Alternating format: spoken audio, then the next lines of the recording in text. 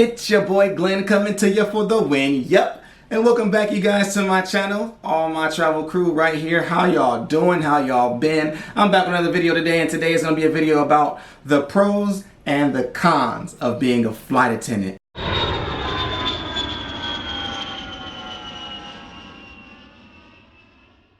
Now y'all know I don't like to do these type of videos by myself. Today I'm gonna be pros and I'm gonna have the homie come out and be cons, alright? Yo cons, you done in there? Yep, be out there soon, alright? Give me a moment. Okay, come on then. It's time to get this video going.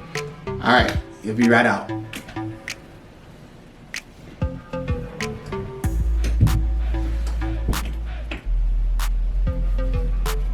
That's how you ready? Thank you for showing up. Now let's get to this video. Kind of like what you got on. I'm pros, you're cons. I think white's better for me. Don't you think? Yeah, let's switch.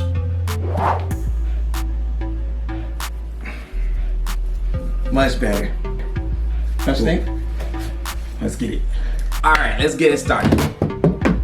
So we all know the #1 pro to being a flight attendant is obviously that we get to have those travel benefits. Duh, that's like the main reason why majority of people become flight attendants is so they can travel for free and get paid while working and or, you know, go for fun and hang with their homies anywhere in the world potentially. So that's like a blessing within itself. Thank you for this job for that. All right, so the first con is like, although the pay isn't as bad as people think it would be, the pay is still lower than many other jobs that's like a 9 to 5, 7 days a week type of deal. It's just lower when you're starting out. And that can be tough for someone who's trying to get their bearings together in the world of being a flight attendant. It's just a little different in that case.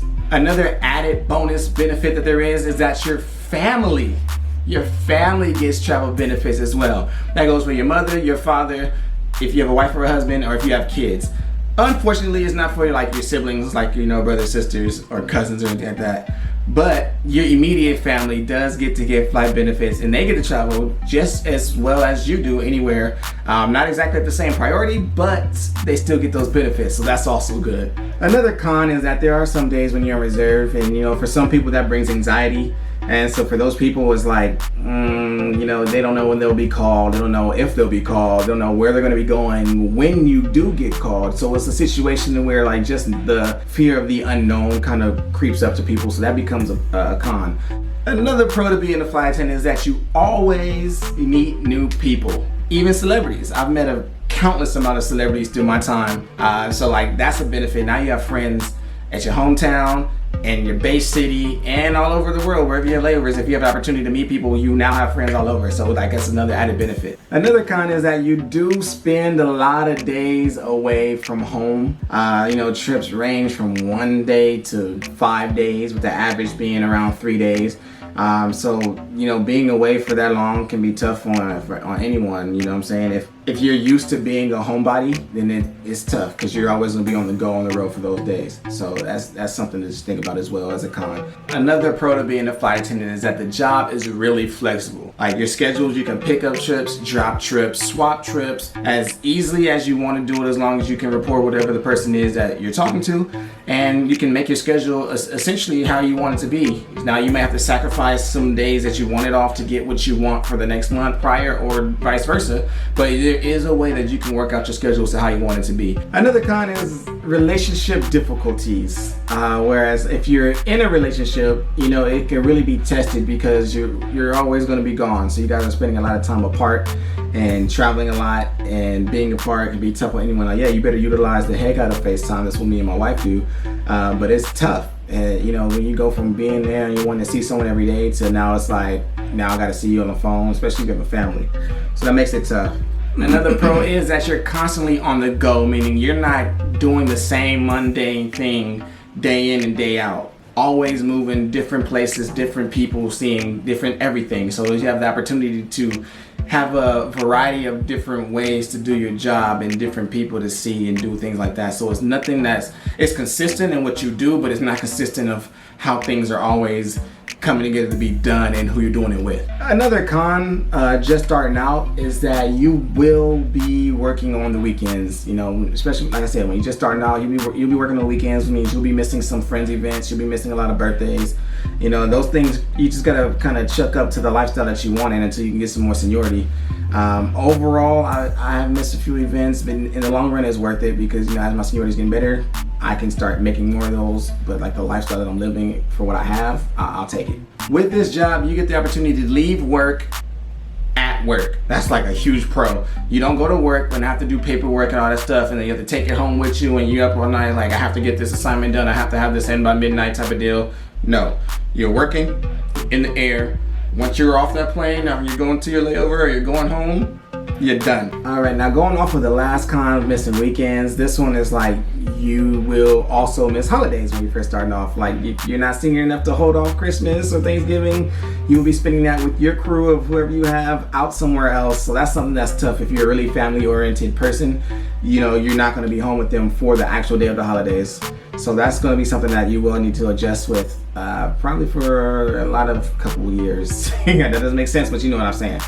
You know, so sorry about that. Another pro is that your office views is one of the sky. For us, you look out that window and you see clouds and you see a blue sky and you see the lakes down below, or you see sunrises or sunsets, and if it's dark and you're doing a red eye, you see the sky and the stars. Like that, you can't beat that. That's like serenity at its finest. Another con is dealing with time changes.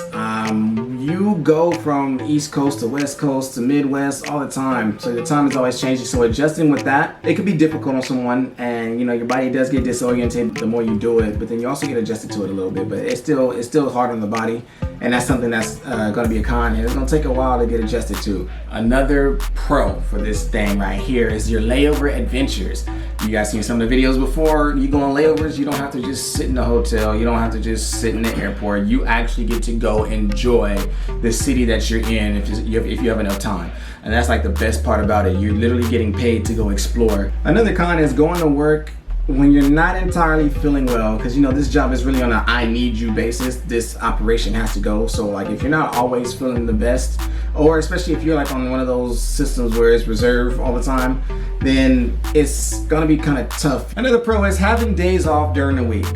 Now I say that because I know that people are gonna be like, what? But if you think about it, if you have your days off during the week when other people are at work, then you know the grocery stores are less crowded, gas stations less crowded, things and places that everybody needs to do, and they only have time to do it during the weekend because they're working 9 to 5 during the week. Now that space is open to you to go do. Another con is that if you happen to not live in the city that you're based in, that commute to work can be a con, because first you have to try to get on the flight to get to your base city, and then secondly, you'll probably end up staying in a hotel, in the lounge, or in a crash pad. And a crash pad is where you live with like 3 or 4 or 5 other people in one room, and you kind of like gotta share your own bed and personal space or whatever the case would be, which is not ideal for many people, but it is usually the cheapest option. Another pro is that no 2 flights are the same. You may have the same crew on your little 3-day trip, but you will never have the same passengers. You will never have the same pilots.